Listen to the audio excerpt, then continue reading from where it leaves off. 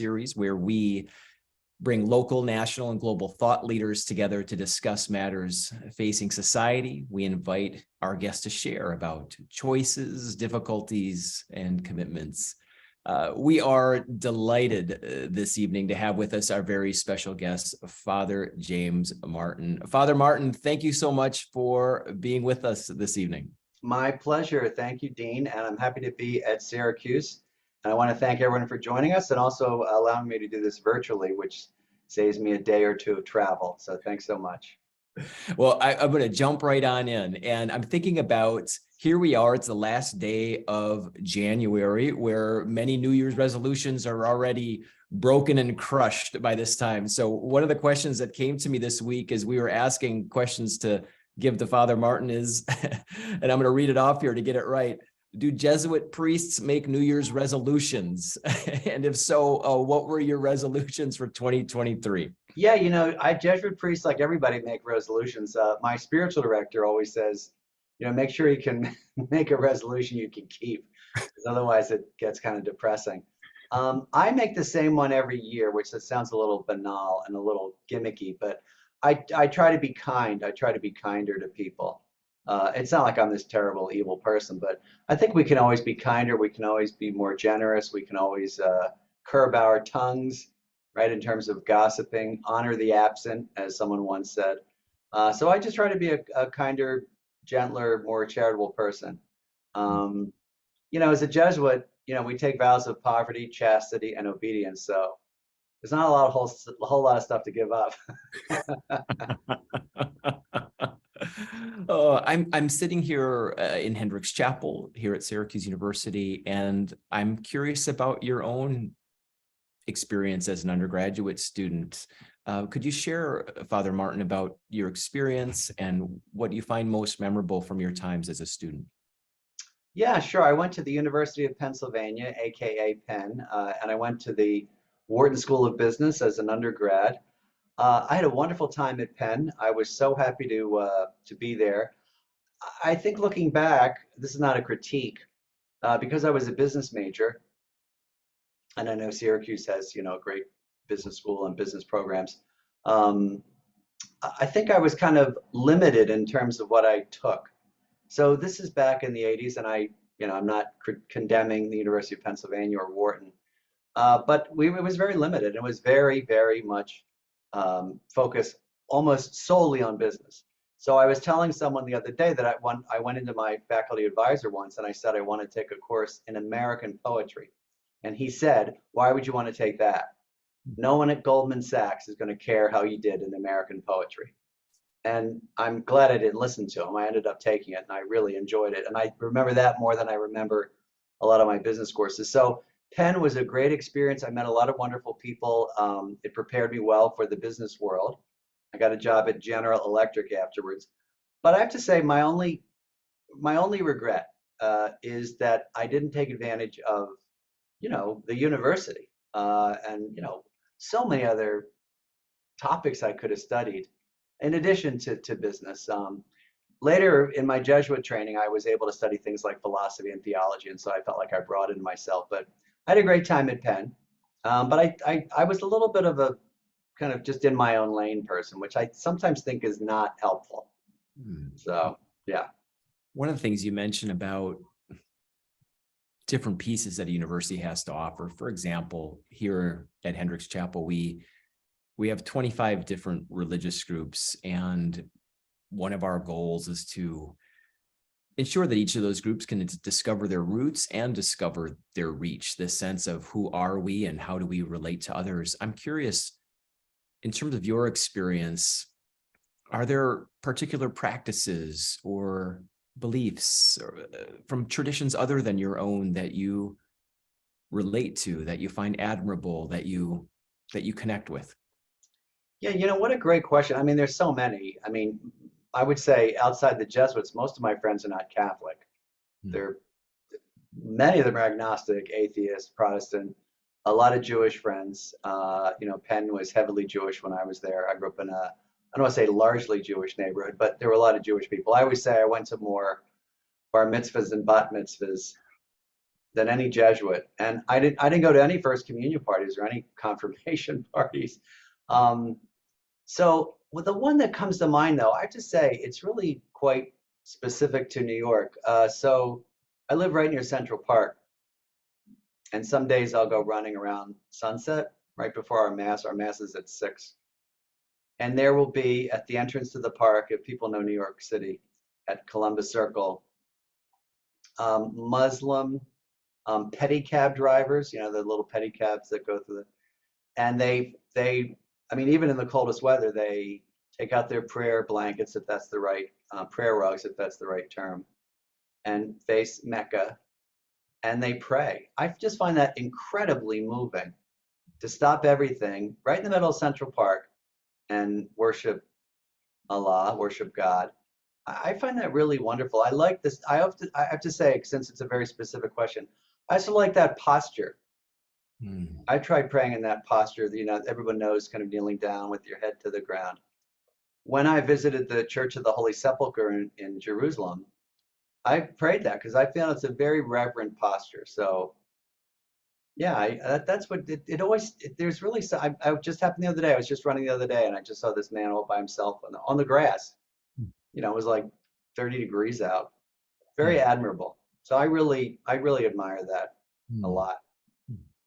Been thinking a lot about in preparation for our conversation, and one of the things that kept coming up was the role of joy in our lives. And one of the things that I think about is this paradox that this world is both beautiful and broken. It's both kind and cruel. In some ways, we're both united and divided. And in the midst of all of this, how do we be people of joy in the midst of so much challenges? We know that we all face challenges. You have, I have, you've written about this, spoken about this. Religious folks don't always tend to be bracketed as people of joy. And no, the frozen chosen, as they say. I say that with humility as a Lutheran, not necessarily always known as people of joy, but could you share more? I think that that's an important piece, and I would love to hear some more about the role of joy in your life and what you've written and expressed about that. Yeah, well, I wrote a book called Between Heaven and Mirth. What was this? I can't remember the subtitle. Something like Why Joy, Humor, and Laughter Are Important in the Spiritual Life. Something like that. I can't remember the subtitle, but it's about joy, humor, and laughter. And I think that joy is essential. Because I'll speak as a Christian. As a Christian, Jesus says, "I came that your joy may be complete," and that's the end result. That's the telos, as they say, the goal or the end result, the end point of the Christian life, which is joy. It's being with Jesus, and Jesus's life was joyful. His first miracle, people always say, "Oh, I've never thought about it that way." His first miracle was to make more booze for a party. That's his first miracle. And there are a lot of signs of his humor in the New Testament. And he must have been a joyful person. How do we know that? Because he was a human being. He was fully human and fully divine. And part of being human is being joyful. We were laughing with some jokes beforehand, nothing risque, nothing offensive, but some kind of fun religious jokes. And it's fun. And I think it's a kind of participation in what God has to offer us. Now, obviously, not every moment of our lives is joyful. I mean, we're looking at COVID and the war in Ukraine, and and killings by police, and people. It was it's lots of poverty, and and so we have to look at that, but we also have to hold that intention with joy, humor, and laughter too. Jesus laughed. There's nothing about that in the New Testament, but he laughed because we know he laughed because he was a human being. In addition to being God. So it's essential. And also, look, just psychologically, you have to. I've been thinking, I share this with folks from time to time about, for many of us that work in these spaces, on a Saturday, you might have a funeral at 11 a.m. and a wedding at 3 p.m. And how do you show up authentically in both of those spaces as humans with feelings? Yeah, and it is, I think it's, you'd be a robot if you weren't sad. And I'm sure, in funerals, even if you don't know the deceased or the family, it's sad.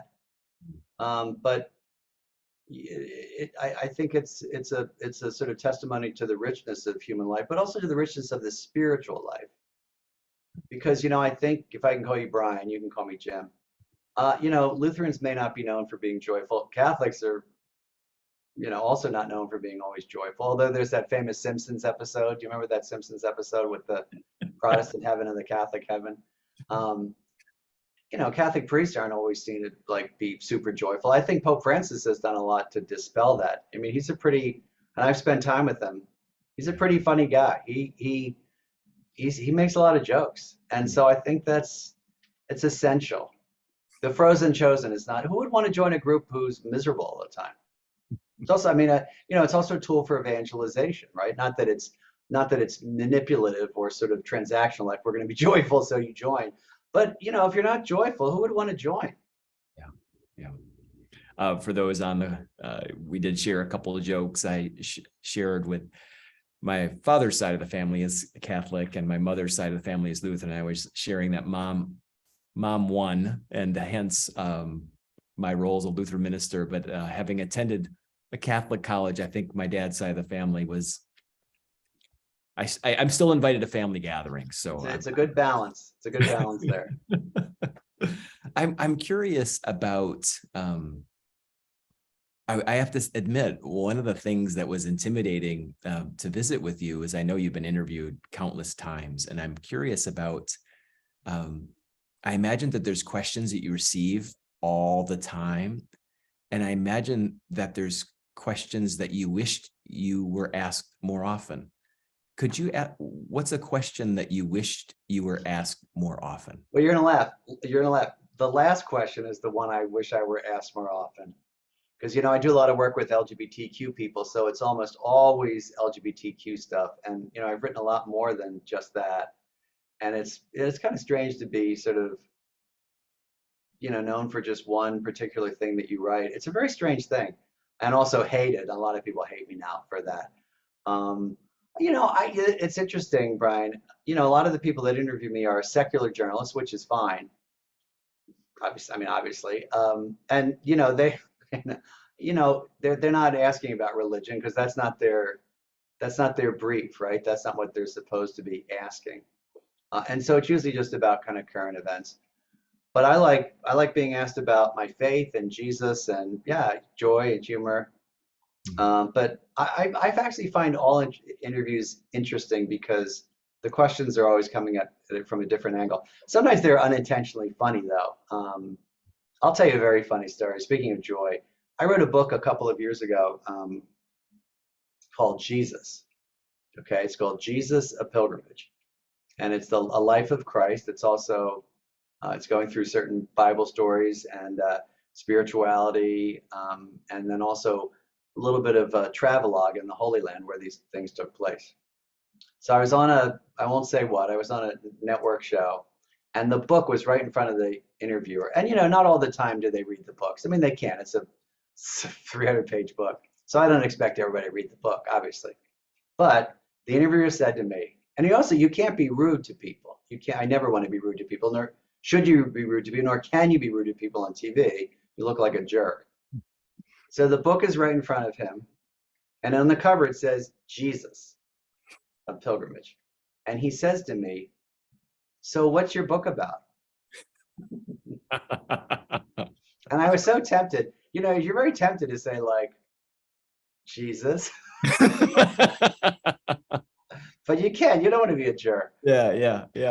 So that was a question I was not expecting. We're talking about part of the reason I ask, I teach in the religion department here, and one of the things I do during this second week of class, I invite the students to fill out these note cards. They're 3x5-inch note cards. On the one hand, I ask them, what's a question that you want to ask me? And nothing's off limits. Interesting. And on the other side of the card, it's, what do you want me to know? Wow. And they can choose if they want to put their names on it.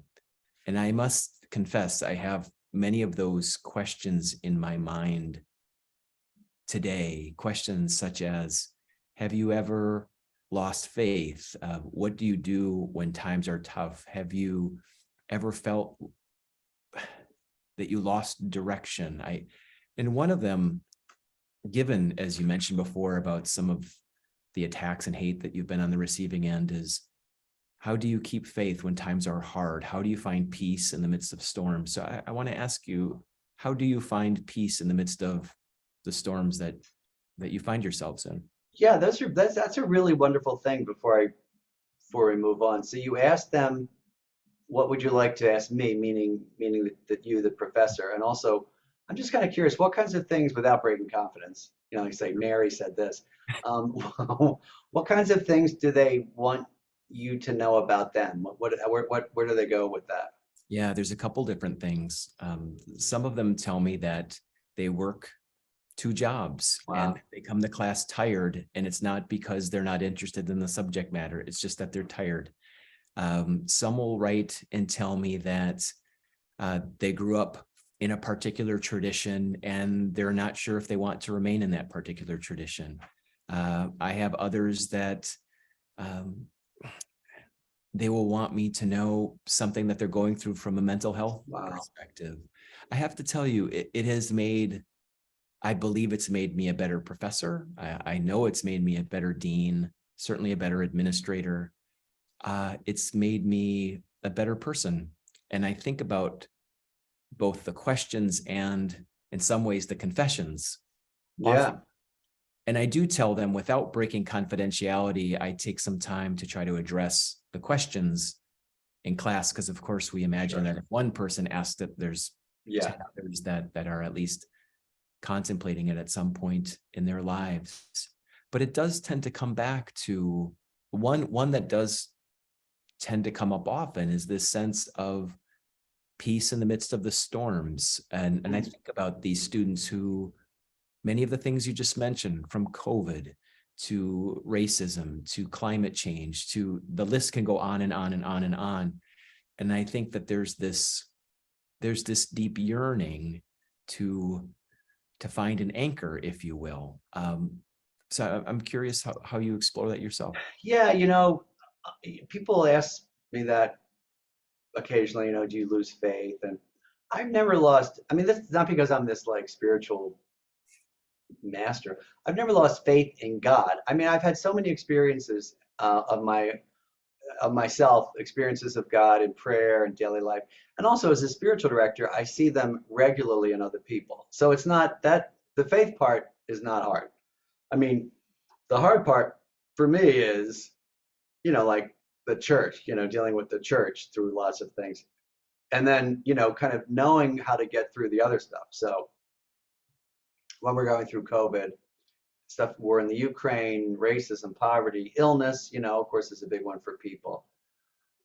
I don't think that makes me think God doesn't exist, right? It's just, oh no, what am I supposed to do, right? And how do I deal with this? And how do I get through this? And that's where, um, discernment comes in handy, which sounds like a very vague thing. What do I feel like God is inviting me to do here?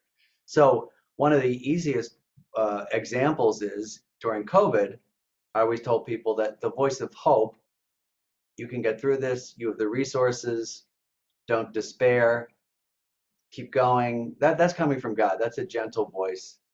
The voice that says, this is hopeless, you'll never make it, give up, despair, that's not coming from God. So that's a very simple way of kind of looking at discernment. And that helps. But often it's not that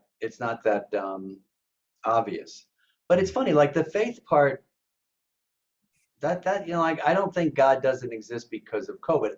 What I do think is like I might think like, why is God doing this, or how am I supposed to respond? How are we supposed to respond? Hmm. But I generally, and I don't mean to make this seem facile, but I generally think, look, I don't understand God, and that's okay. I can believe in a God I don't understand. That's okay. And I don't understand God. And who does?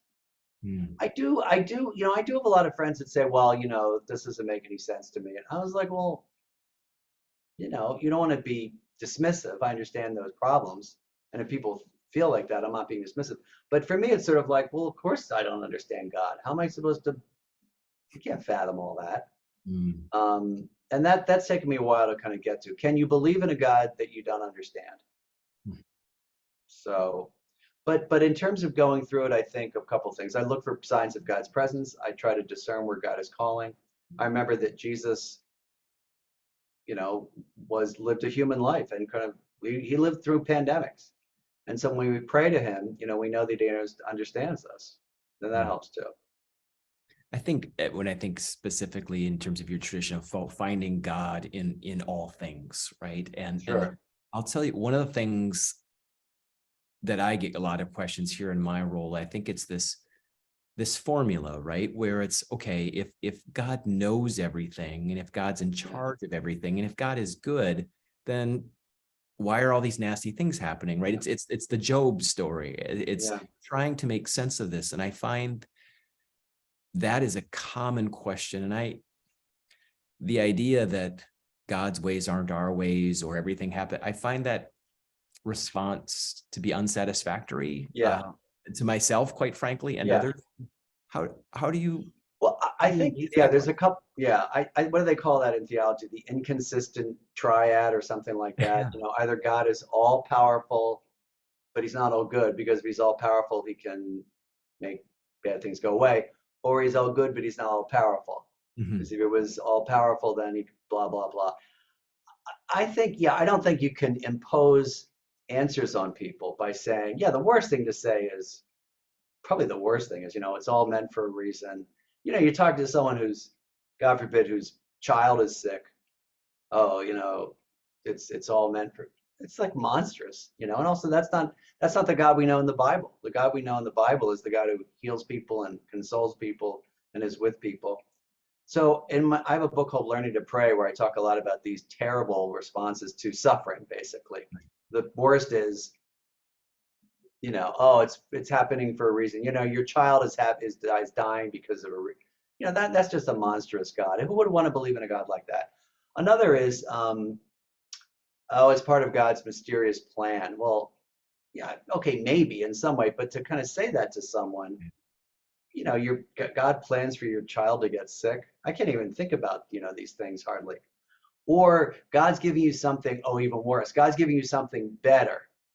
Mm. You hear that a lot. You know, the God would never, God, you know, come on, Mhm. right?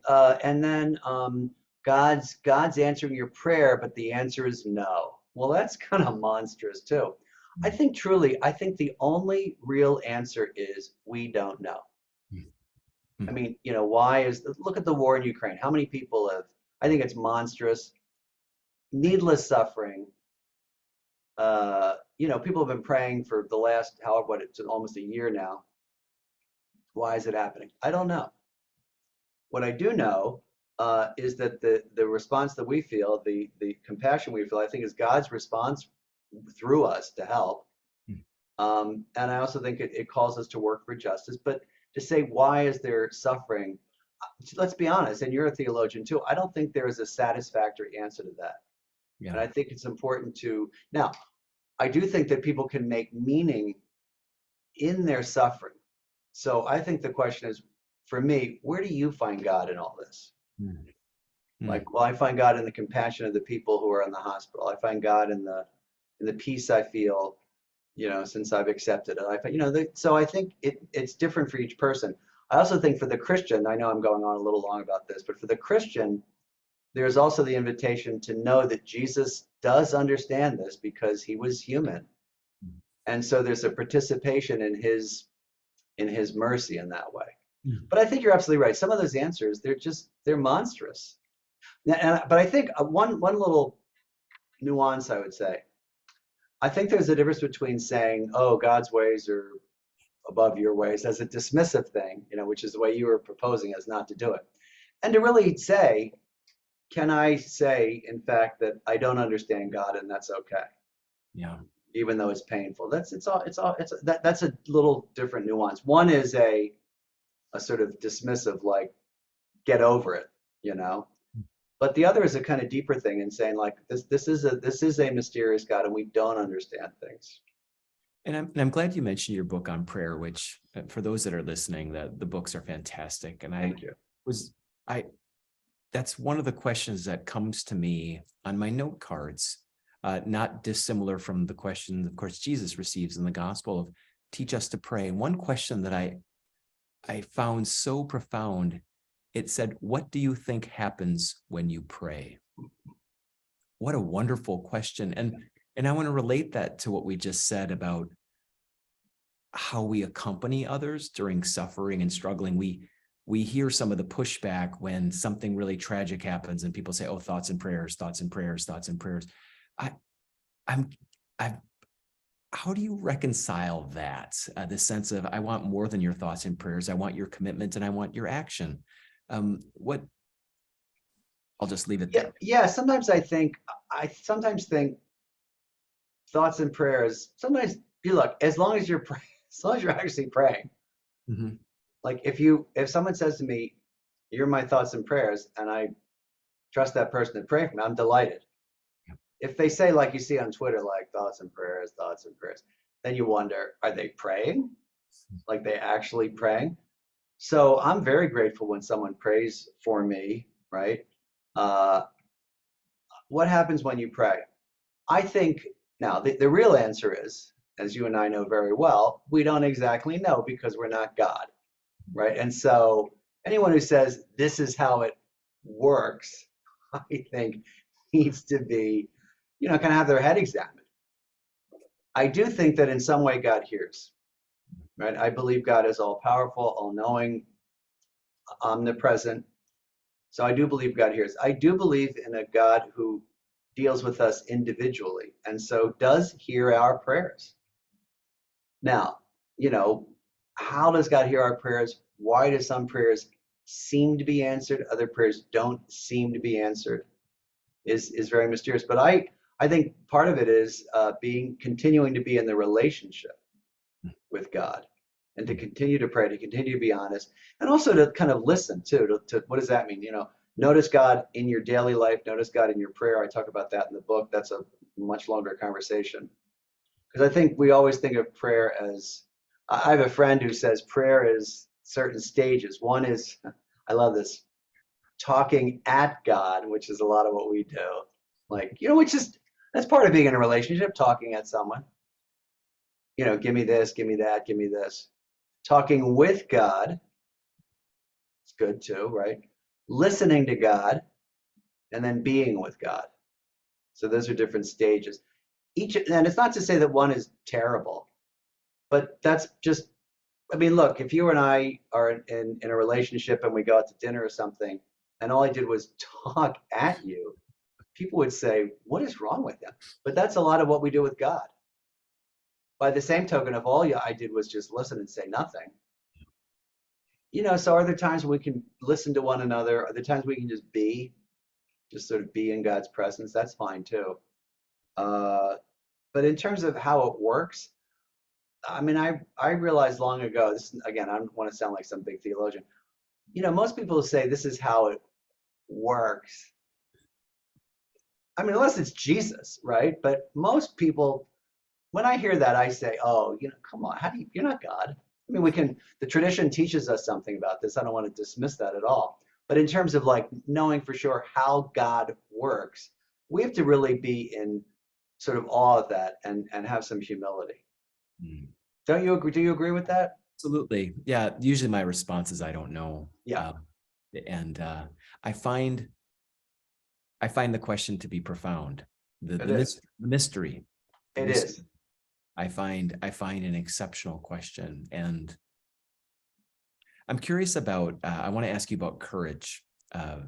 This has been on my mind, and we've floated around it here and there. You've talked about some of the leadership that you've taken on particular issues and the courage that's required. And I have to share a little story and give a shout out to my 10-year-old daughter, Toby. I was talking about courage and she wrote me a little story about courage. She meshed the Grinch together with the Christmas story. And she wrote this little pamphlet for me called The Courage Star. I'll send it to you. It's really so cute. It's just the greatest thing ever. It's sitting on my bookshelf. You say The Courage Star or Story? Courage Star, and how this little girl named Susie has to convince the Grinch to come down the hill and follow the Courage Star.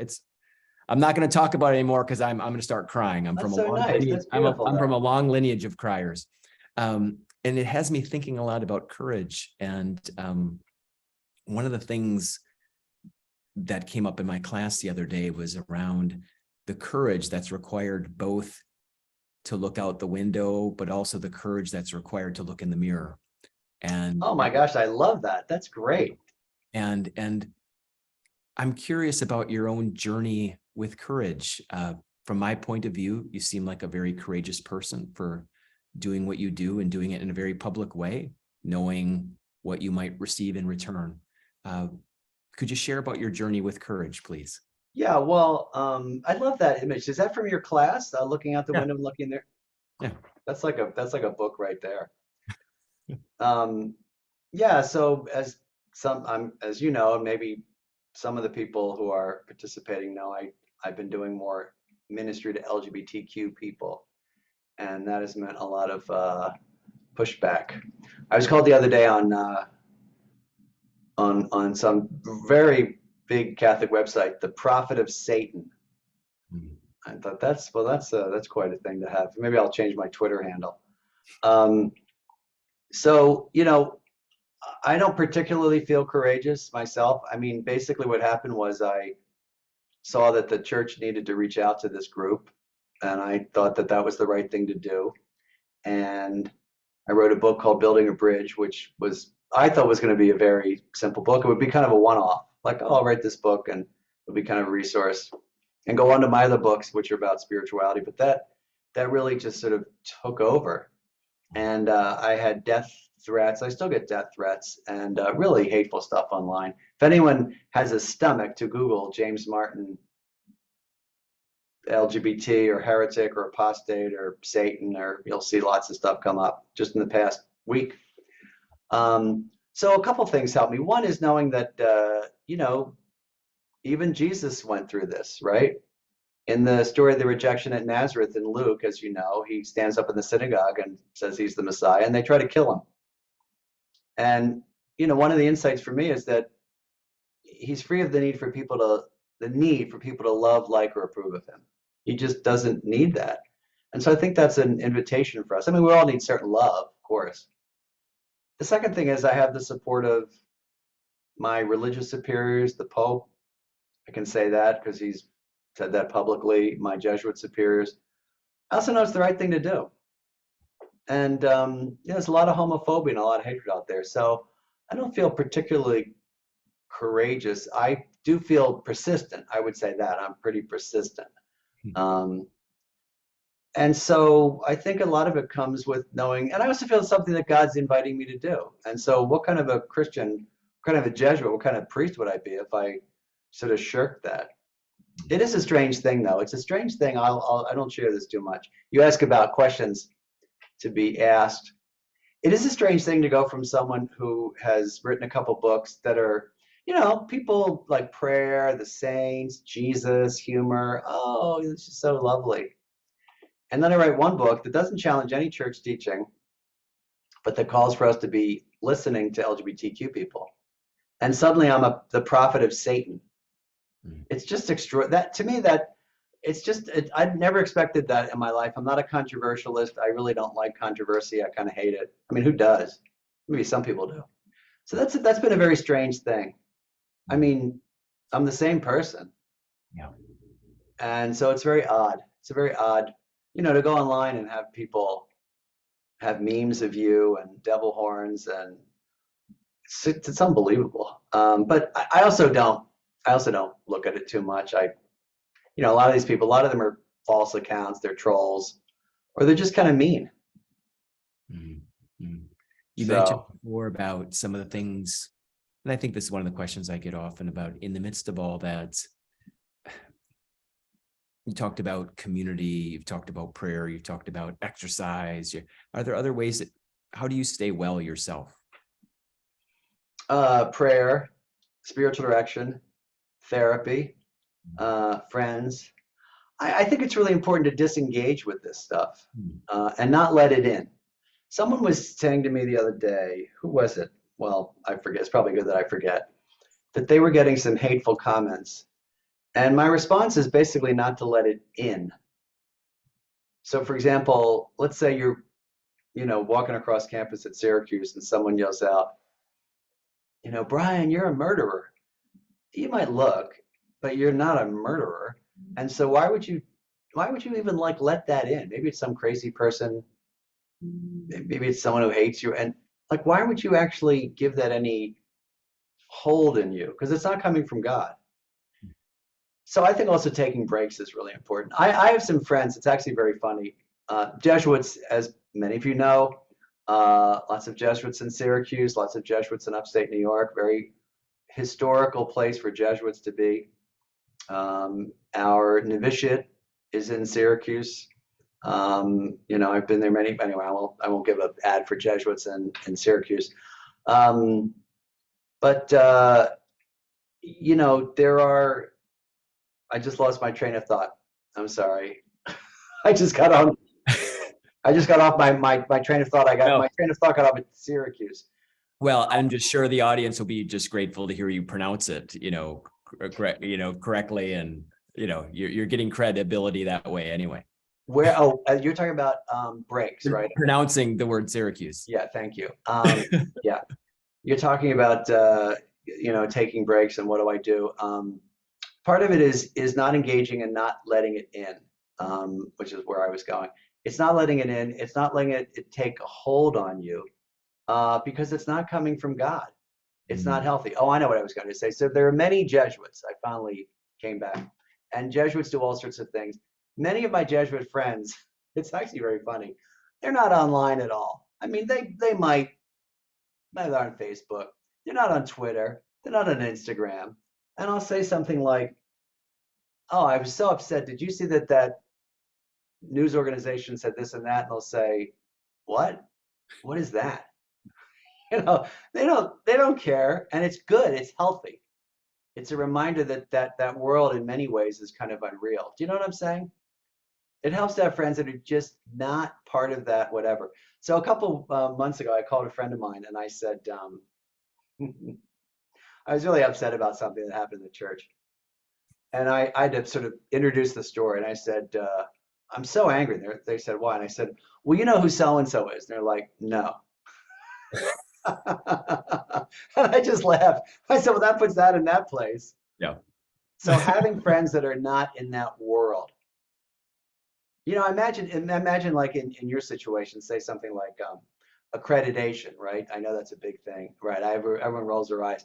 So, imagine someone saying, how are you doing? That's not in academia. And you go, well, you know about the accreditation process, don't you? And they're like, no. And it kind of puts things in perspective, like, okay. It does. Yeah. I know we're running out of time, and I want to be respectful of Sure, I'm okay, sure. This will be my last question, and I want to ask you the question that I asked of your students. I want to imagine if I was giving you a 3x5-inch note card, and I would imagine, what's a question, and here I'm going to ask this, what's a question that you would have to ask of our students? And then on the flip side of that card, if you were speaking directly to your students, what's something that you'd want for them to know? So let's imagine you're speaking directly to the students here at Syracuse. We know there's several on the call here. Yeah. What's a question that you'd want to ask of our students? And what is something that you would want our students to know? Great questions. I'm sure that you are a great teacher, because this has already been very instructive.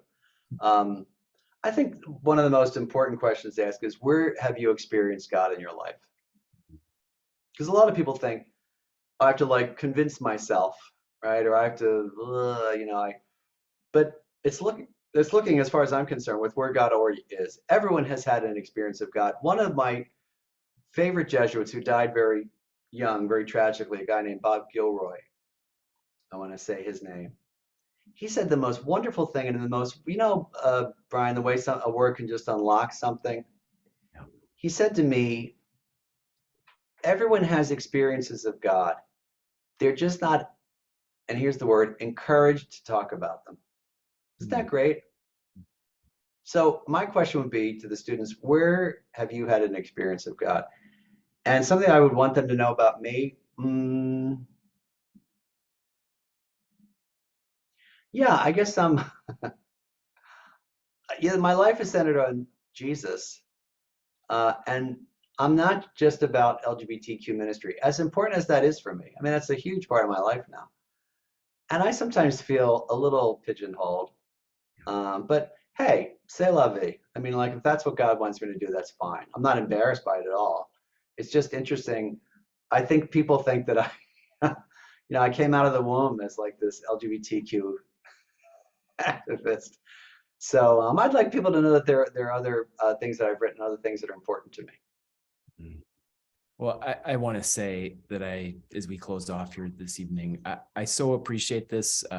When we announced that you'd be joining us, the responses were wonderful. Just people who are so appreciative of your ministry and your witness. And we're just delighted that you would join us here virtually. We look forward to the day when we can get you up here in person, up here in Central New York. And in the meantime, we really do wish you blessings of strength and guidance and hope and faith in your ministry and in your community there. We really appreciate your time. Thank you, Brian. I want to thank you and Alex, who helped technically in the Hendricks Chapel. I want to thank Syracuse. I really do want to thank everybody who joined us. Hope this was helpful. And Brian, I want to stay on afterwards and tell you one more joke. I will do that. Thanks, everybody. And again, thanks to Alex Snow from Hendricks Chapel, who's been helping us on the technical side. Everybody have a wonderful evening. Thank you so much. Good night. Good night.